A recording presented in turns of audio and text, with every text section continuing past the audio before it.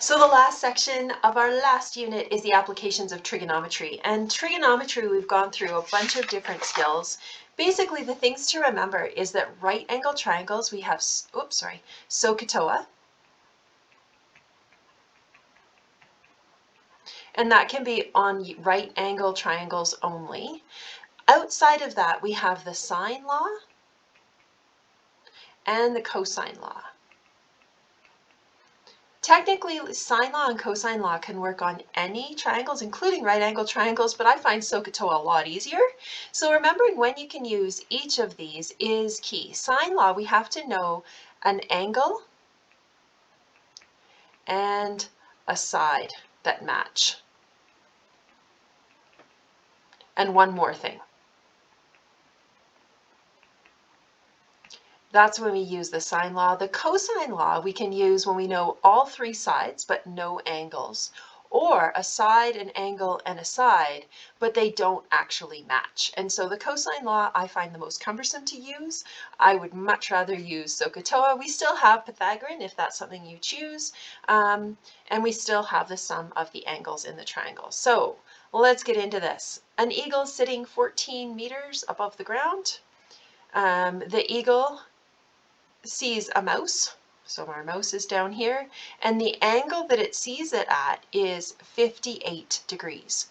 The question says, how far is the eagle from the mouse? So this length here, that hypotenuse, is what we should be finding. So we understand we have a hypotenuse, and relative to this angle, we have the adjacent. So that means that I'm going to deal with the cosine ratio. This is a 90-degree angle, this is a right triangle, so that allows me to say that sine of 58 is 14 over x. Remembering to swap and divide, I did that on my calculator. X would equal 14 divided by sine of 58, and we get that x equals 26.4 meters. I'm not sure if eagles can calculate this stuff, but they certainly understand distance and physics to hit some prey. All right, let's do the next one. So the next one is about an airplane, and an airplane is traveling at a particular rate, 450 kilometers an hour, and it's traveling in a direction north, but 50 degrees east. The diagram is really handy here. This is where that 50 degrees is. It says how far east has the plane traveled in 1 hour. So this distance here would be how far it's traveled, and this is the distance it's traveled actually in the direction it's going, right? This is the airplane flying. In 1 hour, it will have traveled 450 kilometers. So one more thing, one more little wrinkle on this one. This is the triangle that I'm looking at. So one thing you might notice is that 50 degrees is not inside the triangle that I'm looking at. I would have to recognize that that 50 degrees is actually complementary, right? This is actually 40 degrees in there, making this 90 degrees. Remember that from your geometry? Sometimes these units kind of cross up and come back together. So what we have is the hypotenuse and the adjacent. Because this is a right angle triangle, and a lot of things on the Cartesian plane of north, east, south, and west give you that 90 degree, right? When we talk about the 4 different directions, what we're trying to find is this x down here. So that means setting this up, I would care about the cosine of 40 being x over the 450. Using my calculator, x would equal cos 40 times 450. I think on my key, I didn't actually write that step out.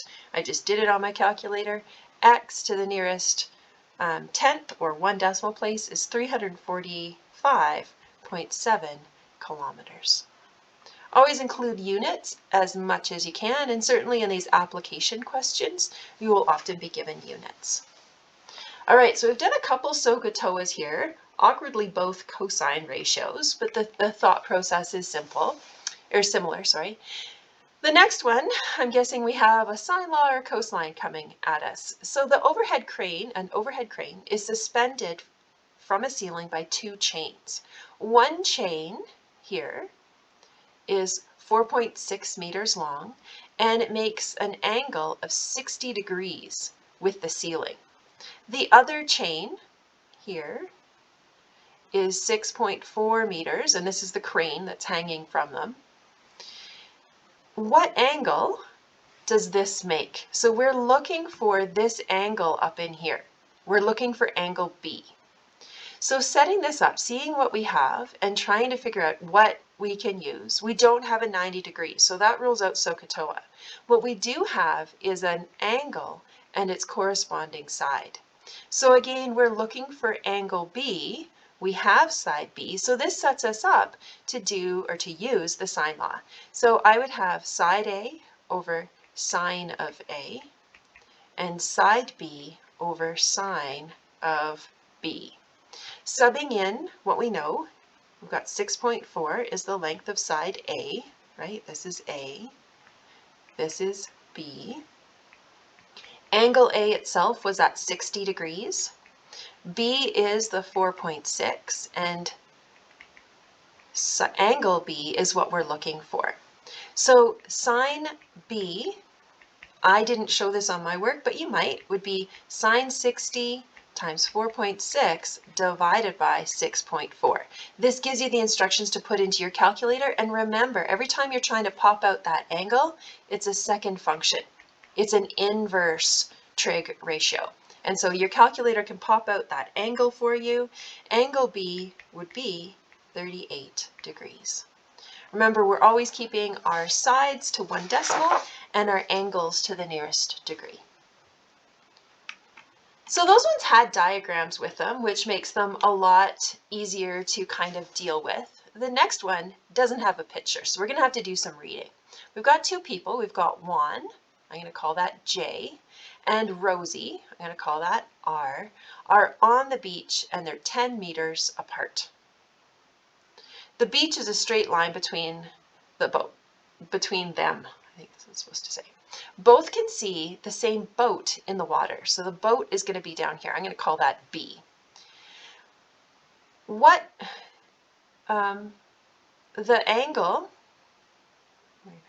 my goodness, there's a lot of typos here. The angle between the coastline and the boat for Juan, this is really not going to be to scale, is 35 degrees. The angle between the coastline and the boat for Rosie is 45 degrees. How far is the boat from Juan? And so what we're looking for is this distance here. So in this one, we could take a look at what we have, right? We could use, oh no, we can't. I know what we can do. This angle. If we had this angle, it would be awesome. We can get to that angle. If we have 180 minus 35 minus 45, that's going to give us angle B. So angle B is going to be 100 degrees. So I'm going to go ahead and add that in here, because that then allows us to use the sine law. We've got 10 and 100, right? Those are corresponding side and angle. And what we do now need is this x, right? That's what the question was asking us. So side B over sine of B would be proportional to r, or I could call that x, whatever it is, over sine of r. So plugging in what we know that B is 10, and we did a little bit of work, but we know that angle B is 100.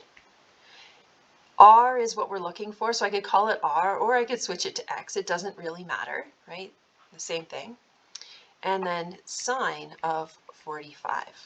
So this gives us the proportional sine law parts that we need to solve for X. X would equal 10 times sine 45 divided by sine 100. And again, I just use that on my calculator direct from this step, but I thought it might be handy to have as you're following along. So putting this in, I could now do R is equal to, or X is equal to, whatever you want to call it, 7.2 meters. I put a little sign on this one. It is possible to solve this with the cosine law, but full transparency, I really don't love the cosine law. I find I make a lot of mistakes. So if I can, I will use SOHCAHTOA. My next choice would be the sine law. And if I really need to, then I will use the cosine law. All right, we got a couple more to do. We've got an orienteering map. So we've got Mary is orienting across a large flat plane from marker A to marker B, and they're 4 miles apart. After walking, so Mary's walking in this direction, she realizes she's 6 degrees off course. So she's walked 1.8 miles.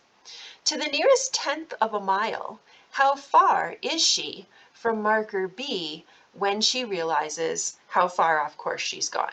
So I'm going to not get confused like last one. I'm going to call that side A instead of an X. That is what we are looking for. So we do have a side, angle, side scenario. I have no other choice but to use the cosine law. What I'm looking for is side A. So the equation for side A, and this is nicely done as A, B, and I could call this C. So this is side C and this is side B, right? And again, you'll notice on the practice test for sure, some of the triangles are not A, B's, and C's, so just scribble over them. That's how I did it to make sure that that works for you.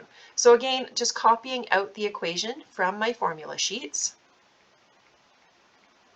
And then it's a matter of just plugging this stuff in. So A squared equals 1.8 squared plus 4 squared minus 2 times 1.8. Oops, that's messy. 1.8. Just going to erase that. It looks kind of nuts. 1.8 times 4 times the cosine of 6. So I like, and I think I told you this before, putting in these big old brackets when I use my calculator, right? Programming that in and remembering to take the square root of it when you're done. So remember that you're taking the big, this is really messy, sorry, big square root of that once you're done. What you end up with is A equals 2.2 miles. So she's gone quite a ways off course because she was just a little bit misaligned, right? She was 6 degrees off course and it ends up gonna have to walk back 2.2 miles. Okay, so one more. This one we don't have a picture for. So we've got a navigator plotting a course on a plane currently traveling. The plane is 300 miles from its destination. Okay, so we've got where it starts and where it goes. It was supposed to be 300 miles. But if it continues on the way that it's going, it's going to travel longer, 325 miles, and end up, oops, this looks like a right angle triangle, 125 miles south of where it was trying to go. So in this, I could call this triangle A, B, and C. I have 3 different sides. So what I'm asked to do here is to solve for, to the nearest degree, how far is the airplane off course, right? I'm solving for angle A. The reality is that I have 3 sides and there's no way but to use the cosine law. And so what I'm solving for is angle A. So the equation off my formula sheets is cos of A is equal to B squared plus C squared minus A squared all over 2BC. Plugging everything in that I have carefully. So this would be angle or side A. We've got the other sides could also be labeled. So this is 125. This is B and this is C, right? Labeling it up allows me to sub in, hopefully without error. So I'd have 325 squared plus 300 squared minus 125 squared all over 2 times 325 times 300. So using the skills you've developed so far, I like doing the top and then divide by 2, divide by 3.25, divide by 300, kind of like the dimensional analysis. When it's on the top, multiply by, when it's on the bottom, divide by. But you can do the top and then the bottom and then make sense of it. What you absolutely have no option to do is to remember to do the inverse function. So that would be second function, cosine, right? To pop out that angle A, and to the nearest degree, the airplane is 23 degrees off course.